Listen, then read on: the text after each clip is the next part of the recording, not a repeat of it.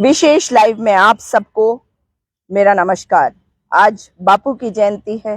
बापू को नमन करते हुए देश के दूसरे प्रधानमंत्री लाल बहादुर शास्त्री जी को नमन करते हुए उनके सपनों के भारत के बारे में सोचते हुए आज इस मकाम पर हम पहुंच गए हैं, जहां से जो युवाओं के लिए उन्होंने देश बनाने की सोची थी, जिस आजादी के लिए लड़ाई लड़ी थी, आज हमें वो नहीं मिला।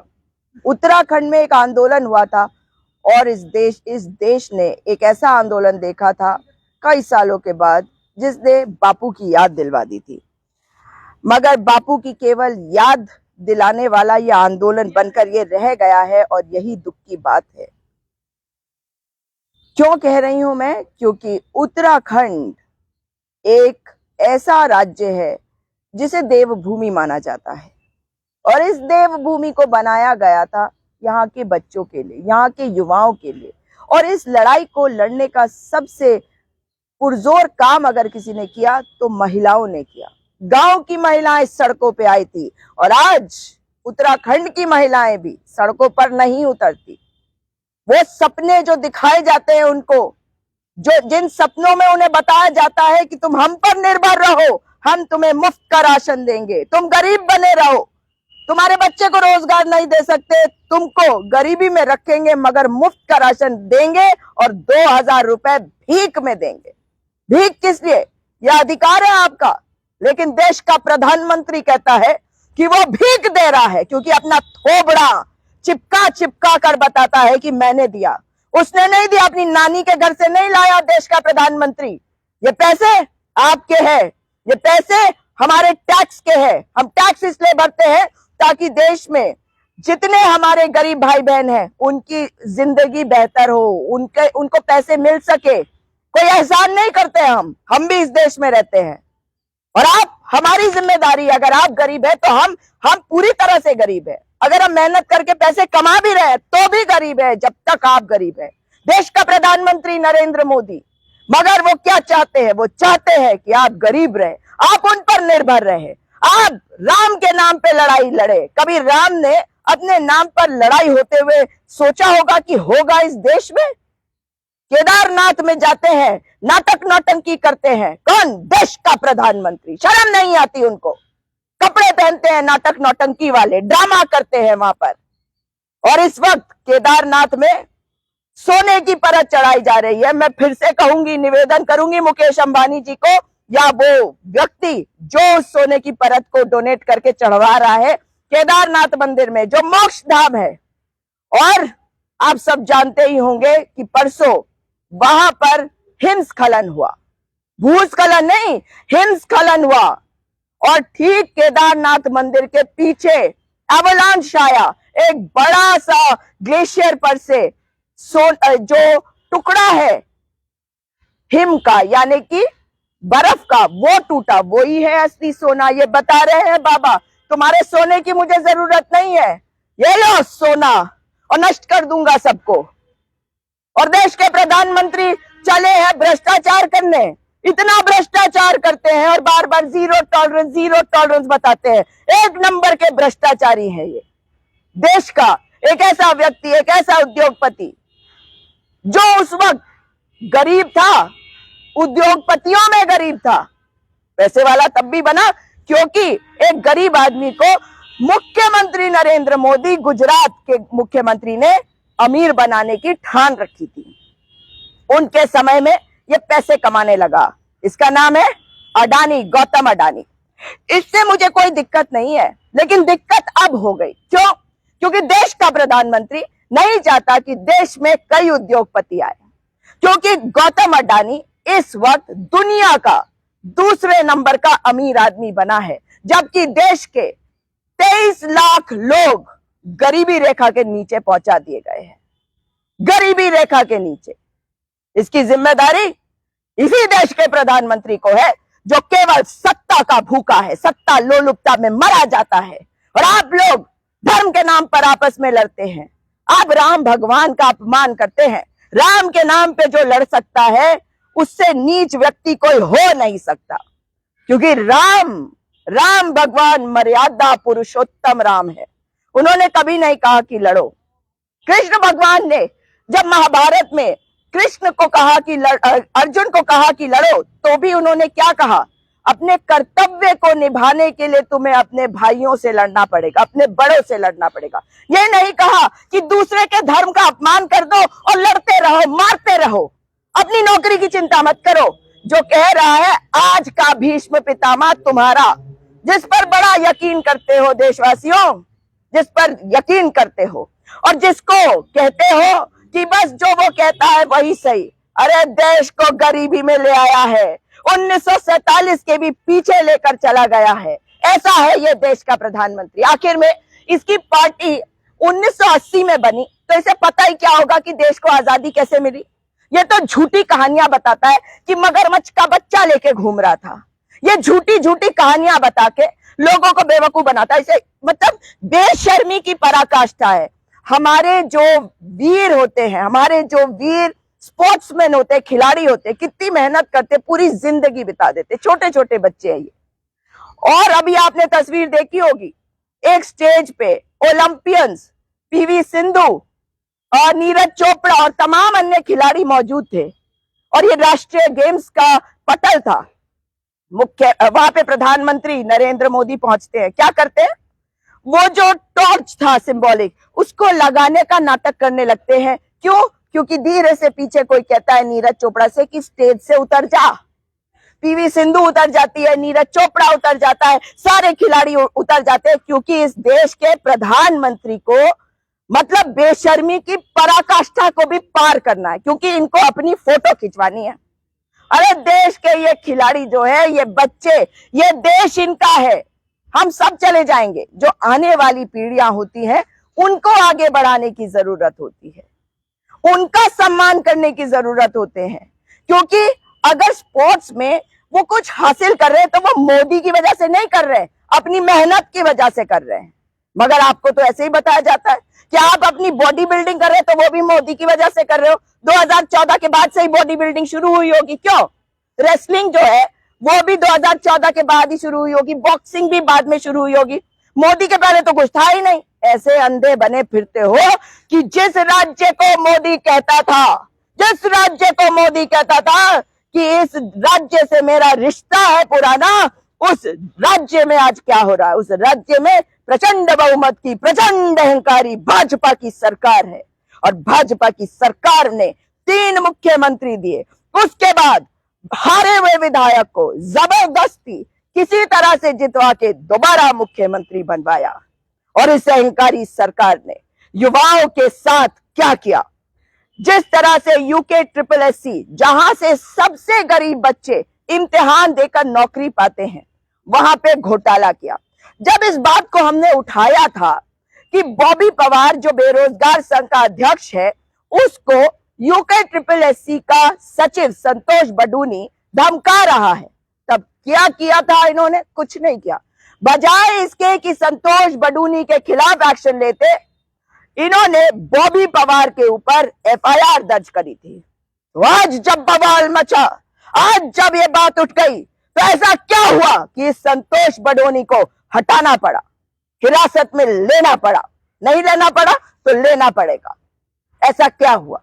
यह बता रहा है कि यह प्रचंड अहंकारी सरकार धर्म के नाम पर आप लोगों को बांटती है, जातिवाद फैलाती है, देश में राष्ट्रवाद के बारे में झूठी बातें करते हैं, क्योंकि इन्हें तो राष्ट्र से कुछ लेना देना नहीं, राष्ट्र बनाने में इनका कोई योगदान नहीं। जो कुछ बना पिछले 66 सालों में, 70 साल मान लीजिए, क्योंकि 70 साल नहीं, 70 साल में 3 साल तो मोदी के ही है। जो कुछ बने 67 सालों में, वो सब कुछ आज अगर बेच रहा है कोई, तो वो है देश का प्रधानमंत्री नरेंद्र मोदी। उसकी बपौती नहीं है, उसके घर से नहीं आया ये सब कुछ, मगर वो बेच रहा है और नई नई बातें बताता है।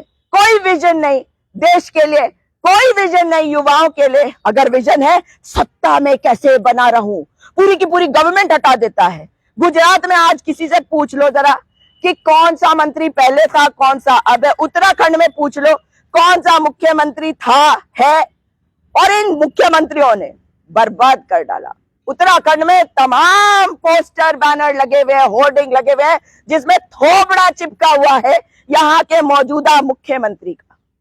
ये वही मुख्यमंत्री है जिसने अंकिता भंडारी हत्याकांड में हत्या करने वालों को बचाया है, और क्योंकि बवाल मचा हुआ है इसलिए मजबूरी में एक एक कदम उठाता है। आपको याद होगा मैंने उस पटवारी के बारे में बात करी थी, वैभव प्रताप, जिसने वो कंप्लेंट ली थी अंकिता भंडारी केस में और मिसिंग रिपोर्ट दर्ज हुई थी। उसके बाद वो छुट्टी पे चला गया था, उसको नहीं करा था इन्होंने गिरफ्तार, वो भाग गया था। उसकी जगह जो दूसरा पटवारी आया था यानी कि विवेक, उसको सस्पेंड किया था। जब इस बात को मैंने बार बार उठाया तो अब वैभव प्रताप पटवारी को न केवल उससे पूछताछ करी गई, उसको गिरफ्तार किया गया, बुलडोजर चला दिया। बड़े खुश हो जाते हैं जिस दिन आपके घर में बुलडोजर चलेगा ना बंधु, उस दिन रोगे, उस दिन नहीं कहोगे कि मुसलमान के घर में बुलडोजर चल गया अच्छा हो गया। अरे इस धर्म के नाम से ऊपर उठो, अपने धर्म को बचा लो। धर्म तो हिंदुओं का नहीं बच रहा, धर्म तो केदारनाथ बाबा बताएंगे कि बचेगा या नहीं बचेगा। उनका रौद्र रूप 2013 में देख चुके हैं और अब दोबारा देखने की इच्छा नहीं है। 2013 में भी मां धारी देवी के मंदिर को हटाने का काम कांग्रेस पार्टी की सरकार के मुख्यमंत्री विजय बहुगुणा ने किया। मना किया था उनको, मगर किया उन्होंने। आज किसकी गोद में बैठा है वो आदमी? वो बैठा है भाजपा की गोद में। भाजपा ने उसको अपनी गोद में बैठाया नहीं, हमने वो त्रासदी देखी या नहीं। और अब केदारनाथ मंदिर के में क्या हो रहा है, ये बाबा को नाराज करने का काम क्यों करा जा रहा है? अंकिता भंडारी के केस में एक बुलडोजर चलता है और प्रशासन कहता है, डीएम कहता है मुझे इस बारे में कुछ नहीं पता, फिर कहता है हाँ हाँ मुझे पता है। डीजीपी क्या कहते हैं, और डीजीपी से सवाल है मेरे, डीजीपी को हटाया जाए। डीजीपी अशोक कुमार कहते हैं हाँ हाँ हमें पता है कि बुलडोजर चला, हमें पता है किसने चलाया, किसके आदेशों पे चलाया। उसके बाद कहते हैं नहीं पता नहीं पता, फिर आते हैं, नींद खुल जाती है, कोई ऐसा दबाव आता है सरकार के एजेंट बनना बंद करो डीजीपी अशोक कुमार, सरकार के एजेंट हो, और फिर कहते हो कि हाँ हाँ हमें पता है। अरे कभी कुछ और कभी कुछ बोलने वाला ये डीजीपी बता रहा है कि ये सरकार का एजेंट है। कुंभ के दौरान अपनी पत्नी के साथ कुंभ में खड़े होकर कह रहा था कोविड नहीं है, कोविड नहीं है, कोविड नहीं है। उसके बाद कोविड का तीसरा वेव कैसे आ गया? पूरी दुनिया में कुंभ को बदनाम करने का काम अगर किसी ने किया तो भाजपा की प्रचंड बहुमत की सरकार के साथ उनके एजेंट डीजीपी अशोक कुमार ने किया, अपनी पत्नी के साथ वीडियो डाला था। आप ये जो गाना वाना बनाते हो ना, अपना गीत गाते हो, उनकी वीडियो वायरल करते हो, उनको करते रहो डीजीपी, मगर उत्तराखंड की जनता का अपमान करना बंद कर दो। तुम्हारी पुलिस फेल है, इनको बर्खास्त किया जाए, क्योंकि ये लोगों को बचाते रहते हैं। ये बचाते हैं, और कैसे बचाते हैं मैं आपको बताना भी चाहती हूँ। बहुत सारे मैसेजेस आ रहे हैं, बिल्कुल, और बहुत सारे मैसेजेस में ऐसे लोग भी आएंगे जो इस पेज पे बैठे रहते हैं। इसीलिए बार बार आपको कहती हूँ कि वीडियो को शेयर करते रहिए, क्योंकि जो सरकार के ऊपर सवाल उठाता है, जो सरकार से सत्यनिष्ठा के साथ सवाल पूछने की हिम्मत रखता है, उसको ना केवल ये धमकाते हैं मगर उनके पेज पर अपने ट्रोल्स भेजते हैं। पता है हमें, मगर रोक नहीं पाओगे। जनता की आवाज को कोई एल्गोरिथम रोक नहीं पाएगा, याद रखना। आज सवाल मेरा डीजीपी से है और उत्तराखंड की जनता से है। उत्तराखंड की जनता समझ ले कि ये जो बुलडोजर न्याय है ये नहीं चाहिए। अगर लाखों लाखों लोग कहें कि उनको चाहिए, फिर भी मैं अकेले खड़े होकर कहने की हिम्मत रखती हूँ नहीं चाहिए, क्योंकि ये गलत है। अकेले भी हो तो हिम्मत रखो ये कहने की कि गलत गलत होता है और सही सही होता है। इनकी यमकेश्वर की विधायक क्यों गई थी उस रिजॉर्ट में बुलडोजर चलाने के लिए? क्या रेणु बिष्ट को अब तक गिरफ्तार किया गया है जो विधायक है? क्यों नहीं किया गया ये बताए डीजीपी अशोक कुमार, आपकी जिम्मेदारी है। और आज साथियों एक बड़े दुख की खबर आपके साथ साझा कर रही हूं। कल का वीडियो अगर आपने देखा होगा तो आप जान गए होंगे, उसी थाने की लक्ष्मण झूले थाने से एक 19 साल का और बच्चा गायब कर दिया गया। पुलिस ने उसको मारा, पीटा और गंगा में धकेला। ये मेरा कहना है, मेरा मानना है, क्योंकि कोई इन्वेस्टिगेशन नहीं हुआ। मैं आपको ये पूरी कहानी बताना चाहती हूँ। एक 19 साल का बच्चा जिसका नाम है केदार भंडारी, पिता का नाम लक्ष्मण भंडारी, बड़े भाई का नाम गंभीर भंडारी, और उत्तर काशी के एक छोटे से गांव से वो निकला। उसने तैयारी करी थी अग्निवीर बनने के लिए। अग्निपथ योजना के तहत जो भर्तियां कोटद्वार में हो रही थी, उसके लिए वो अपने घर से निकला। 18 अगस्त 2022 को वो गया। उसका जो था टेस्ट, वो था 20 तारीख को। 20 तारीख को टेस्ट हुआ, वो सिलेक्ट नहीं हो पाया, वो वापस घर की ओर मुड़ गया। 21 तारीख को वो ऋषिकेश पहुंचा। उसके ऊपर किसी ने आरोप लगाया कि ये 5-6 लड़के हैं, उनमें से इसके ऊपर आरोप कैसे हुआ ये नहीं समझ में आया, कि इसने 500-600 रुपए किसी गल्ले में से निकाला है, ऐसा उस पर आरोप लग गया। आपने अपने घर में कभी चोरी नहीं करी, अपने माता पिता के वॉलेट से कभी पैसा नहीं निकाला, ऐसा दूध का धुला कौन सा है? मेरे आसपास जितने लोग बैठे हैं, मैं जानती हूं उनमें से भी कोई ऐसा नहीं होगा जिसने अपने माँ बाप के वॉलेट में से, अपनी माँ के छुपाए हुए पैसों में से कभी चोरी नहीं करी होगी। मैंने करी है, हर बच्चा कर देता है। 500-600 रुपए के लिए किसी माँ के जिगर के टुकड़े को क्या मार डाला जाता है? डीजीपी अशोक कुमार बताए, क्या मार डाला जाता है? ये बच्चा केदार भंडारी 19 साल का, इसके ऊपर एक केस दर्ज हो जाता है, एक कंप्लेंट आती है। पुलिस का काम होता है कि वो उसमें इन्वेस्टिगेशन करे, और ये बच्चा ले जाया जाता है 21 अगस्त को पुलिस के द्वारा, या 22 अगस्त को, नहीं पता मुझे, मगर ये बच्चा केदार भंडारी पुलिस की गिरफ्त में आता है। पुलिस तपोवन में स्थित मुनि की रेती चौकी से उसको थाने ले जाती है, लक्ष्मण झूला में, ऋषिकेश का। तो मैं एसएसपी महोदय, जो बहुत ही अच्छे व्यक्ति हैं, उनसे भी निवेदन करती हूँ कि इस मामले को, आप मुझे अच्छी तरह जानते हैं, मैं दबने नहीं दूंगी। ये किसी माँ के बच्चे की बात है, एक गरीब परिवार की बात है। वो बच्चा आपकी पुलिस लेके गया। उन पुलिस वालों में से एक पुलिस वाला वो भी है, और वो जान ले कि मैं उसको पहचानती हूँ। वही याद आता है मुझे जब इसने झूठा केस एक और किया था, और मैंने उसमें से, जिस पर इसने झूठे आरोप लगाए थे, बचाया था। मुझे याद है, तुझे याद है या नहीं रावत? याद कर ले, अब तू ऐसा ही बना है, लेकिन भूलना मत, तेरी जान मैंने तब छोड़ दी थी, हाई कोर्ट में नहीं लेके गई थी, क्योंकि मैंने सोचा इतनी सजा तेरे लिए काफी है। पर भूलना मत तू मुझे याद रखना कि मैं तुझे अब की बार नहीं छोड़ने वाली। इस बच्चे को ले जाया गया थाने, और फिर रात को 7:30 बजे उत्तर काशी में एक फोन गया उसके पिता को। लक्ष्मण भंडारी ने फोन उठाया और उसे बताया गया कि उसका बेटा पुलिस हिरासत से भाग गया और गंगा में कूदकर उसने आत्महत्या कर दी। तुम्हारी कस्टडी से भागा कैसे वो?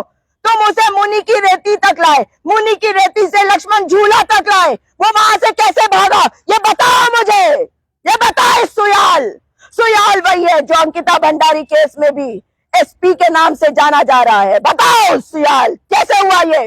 बताओ, जानना चाहती हूं मैं। सच्चाई यह है कि पुलिस ने उसको हिरासत में, एक 19 साल के मासूम बच्चे को मारा, पीटा, और फिर उसको फेंक दिया गंगा में, और उसे नहीं ढूंढा। और उस बात को दबाने की कोशिश इसलिए करी क्योंकि वो परिवार गरीब है, गरीब परिवार है। उस पिता ने अपने बड़े बेटे गंभीर भंडारी को भेजा, गरीब है, उन्होंने कहा एक ही बेटे को भेज सकता हूं।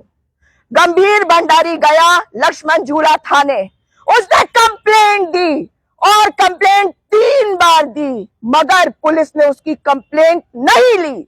कैसे हिम्मत हो गई तुम्हारी कि कंप्लेंट ना लो एक बच्चे के मिसिंग होने की? कहा हम कार्रवाई करें? तुम होते कौन हो कार्रवाई करने वाले? वो बच्चा लक्ष्मण झूला से कैसे कूद गया? वो बच्चा गंगा में कैसे कूद गया? ये बताना पड़ेगा। लक्ष्मण झूला आजकल बंद है साथियों। वो बच्चा कूद गया और पुलिस ने उसकी ढूंढ नहीं करी। जब गंभीर भंडारी वहां गया और फिर उन्होंने देखा कि पुलिस कुछ नहीं कर रही, तो छोटे से गांव के मासूम से सीधे साधे लोग वहां पहुंचे और पुलिस को कहा, भाई हमारी कंप्लेंट ले लो। बच्चे को कहां ढूंढ रहे हो? तो इन्होंने कह दिया सीसीटीवी फुटेज नहीं है। इन्होंने ये भी कह दिया कि सीसीटीवी खराब है। इन्होंने ये भी कह दिया कि कनाल के पास जो सीसीटीवी लगे हुए हैं वो सरकार के हैं, हम नहीं उसको चेक कर सकते। तो सरकार बताए, पुष्कर धामी बताए, ये 19 साल के केदार भंडारी के साथ ये अन्याय क्यों हो रहा है? क्यों आप अपने सीसीटीवी को चेक नहीं होने देते पुलिस के द्वारा? पुलिस के पास कोई अधिकार नहीं है?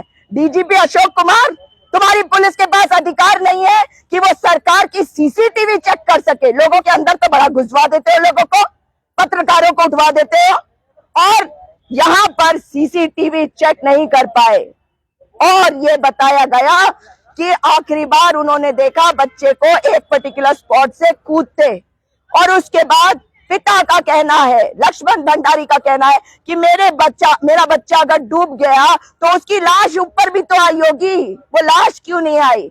अगर ये ढूंढ रहे होते तो क्या लाश नहीं मिलती? तो मेरा सीधा सीधा आरोप है कि केदार भंडारी को पुलिस ने टॉर्चर किया, 3rd डिग्री दिया। और पुलिस वालों जान लो, ये तुम्हारे बीच में जो लोग हैं ना, वो सो नहीं पा रहे हैं, ना ही सो पा रहे। जिन जिन लोगों ने देखा उस बच्चे को फेंके जाते, वो कोई सो नहीं पा रहा। उनके सपनों में केदार भंडारी आता है और उनकी आत्मा को कचोटता है, क्योंकि ये हमारे उत्तराखंड राज्य के सीधे साधे लोग हैं। इनके मन के अंदर कपट नहीं होता। ये उत्तर प्रदेश की पुलिस वाला कपट हमारे लोगों के अंदर नहीं है। मगर वो बच्चा कहां गया ये बताना होगा पुलिस को। आज तक वो बच्चा नहीं मिला है। एप्लीकेशन मूव करी गई है कोर्ट में, और कोर्ट में भी जाकर उन्होंने कहा है कि हम किसी भी हालत में इस बच्चे को अभी नहीं ढूंढ पाएंगे। और ये बात उन्होंने ये कहा है कि अभी हमारे को कुछ समय और लगेगा इसको ढूंढने के लिए। तो ये अभी बच्चा मिला नहीं है। इसकी मां के बुरे हाल हैं, इसके पिता के बुरे हाल हैं, मगर ये बच्चा मिल नहीं रहा है। इस बच्चे मैं बिल्कुल कोई ऐसा शब्द इस्तेमाल नहीं करना चाहती, क्योंकि मैं ये मानना चाहती हूँ कि वो बच्चा जीवित है, मगर उसके माता पिता जानना चाहते हैं कि उनके बच्चे के साथ क्या हुआ। उनके माता पिता ये भी जानना चाहते हैं कि उस बच्चे के पास उस वक्त कितने पैसे थे। ये भी जानना चाहते हैं कि उस बच्चे के साथ जितने उसके दोस्त थे वो कहां चले गए, उनको हिरासत में पुलिस ने क्यों नहीं लिया। आखिर केदार भंडारी कहां गया? मेरी मांग है उत्तराखंड की सरकार से, डीजीपी को बर्खास्त करा जाए। लॉ एंड ऑर्डर ध्वस्त हो चुका है। और मेरी मांग है नरेंद्र मोदी जी से, मुख्यमंत्री पुष्कर धामी को हटाया जाए। मेरी मांग है महामहिम द्रौपदी मुर्मू जी से, यहां पे उत्तराखंड में लॉ एंड ऑर्डर ध्वस्त हो चुका है, इसलिए यहां पर गवर्नर रूल लगाया जाए, भाजपा की सरकार को हटाया जाए। 4 मुख्यमंत्री हो चुके हैं ना, और नहीं चाहिए। 3+1 चाहे एक ही व्यक्ति है, लेकिन नहीं चाहिए। इसलिए अब जरूरत है कि आप सब भी आवाज उठाएं, बाहर आए अपने घरों से, इस बात पर बोले, क्योंकि ये किसी और का बच्चा है, कल आपका भी बच्चा हो सकता है। अगर आज अंकिता भंडारी के लिए नहीं बोले, अगर आज केदार भंडारी के लिए नहीं बोले, तो कल ये मत कहिएगा कि हम गुलाम कब बन गए। गुलाम तो आप बन ही रहे हैं, इस गुलामी से बाहर निकलिए। दोबारा मुलाकात होगी। इस वीडियो को अधिक से अधिक शेयर करिए ताकि केदार भंडारी को ढूंढा जा सके और पुलिस प्रशासन पर दबाव डाला जा सके, ताकि वो सच्चाई बताए और जिन पुलिस वालों ने उसे मारा है, जिनकी कस्टडी से वो भागा है, उनके खिलाफ FIR दर्ज करके उन्हें जेल की सलाखों के पीछे भेजा जाए। नमस्कार, जय हिंद, जय उत्तराखंड।